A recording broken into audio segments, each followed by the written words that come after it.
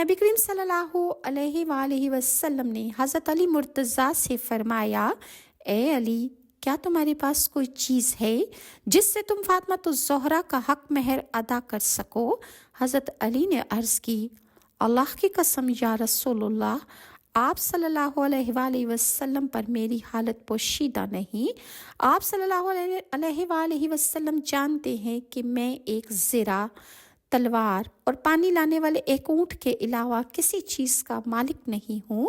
ارشاد فرمایا، اپنی تلوار سے تو تم اللہ کی راہ میں جہاد کرو گے، لہٰذا اس تلوار کے بغیر تو تمہارا گزارا نہیں، اور اونٹ سے اپنے گھر والوں کے لیے پانی بھر کر لاؤ گے، اور سفر میں بھی اس پر اپنا سامان لا دو گے، لیکن زرہ کے بدلے میں اپنی بیٹی کا نکاح تجھ سے کرتا ہوں اور میں تجھ سے خوش ہوں۔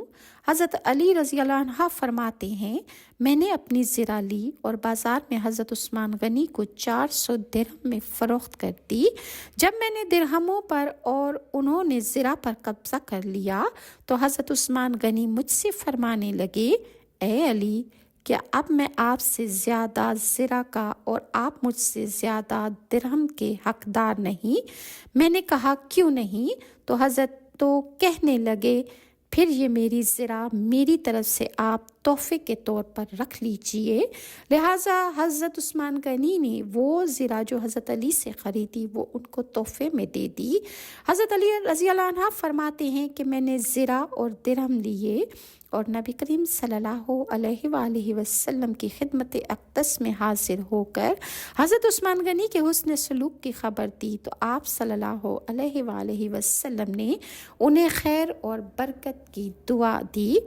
شہنشاہی کونین صلی اللہ علیہ وآلہ وسلم کی دختر ناز حضرت فاطمہ الزہرا کا مہر 400 مسکال چاندی یعنی 1.5 تولہ تھا۔ یہ جو مشہور ہے کہ آپ رضی اللہ عنہ کا مہر 19 مسکال سونا تھا، اس سے مراد مہر معجل ہے، کیونکہ حضرت علی رضی اللہ عنہ نے اپنی زرہ آپ کو دی جو 19 مسکال سونے کی تھی۔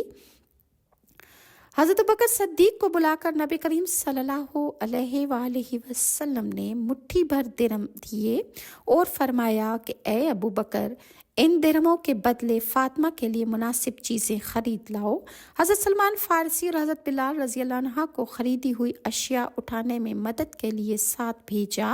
حضرت ابوبکر صدیق فرماتے ہیں کہ مجھے نبی پاک صلی اللہ علیہ وآلہ وسلم نے 63 درہم عطا فرمائے تھے۔